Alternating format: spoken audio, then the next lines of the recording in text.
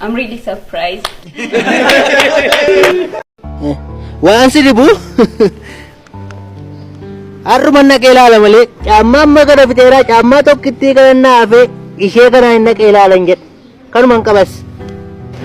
Siim hojii injinariingii baratee hojii argatee beeka silasi baachii keenya warra duraa yaadatta miti isaan keessaa duwwaa taakkee duwwaatu argate taakkeen beektooti. Injinariingii barate injinariingii maan namni hojii argate taakkalee uumaa malee biyya kana keessa hin jiru.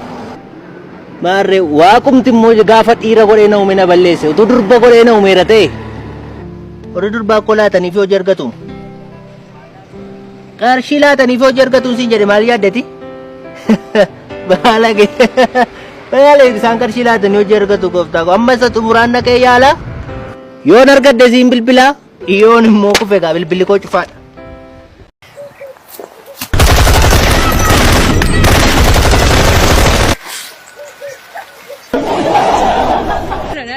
Danggalase. Mani, ana bogol. Mani. Mani. Yalu. Halo dandam mai. Malam bekan. Namo sin arre. Mar wansa son be nure no be no. Era te jole. Nu ton be nu malotte. Nu mai mati be no mama male obbe ka amma sin. Nagare kan mama netti wanti netti daga man netti daga min jiru. Tilaga fa wanti jina matti dama dawar matti. Galee no mo na fajjisa yoo kun yoo mukadabe. Qoricha tuutaana fajjisa lachuu saanaa bitteetta baay'ee galatoomii waama kana naa goote garuu akka buukoo duurretu laaqana naa bittee wanti tole.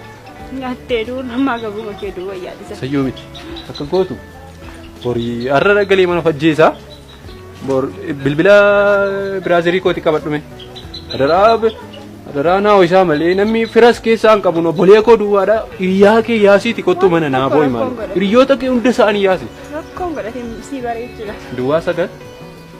Sodomishan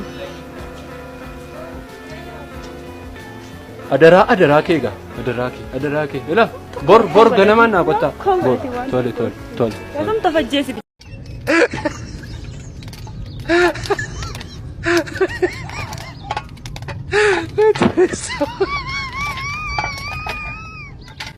Injuru mobile seete sagalensa reya Maal bilbila kami? bilbila Awana kami? Okingira okingi maal lafita asii binne Sabitirri? asii binne damdolo dambite Rakkina qabu. Garbaasiin bitame. akkana akka isaati moo Rakkina qabu suma siin bitu. maaloo sagalee isaan beektumati kunoo lammarumatti bantee iyyisiisaa deemta maal namni magala xiqqoo dhammootiin no.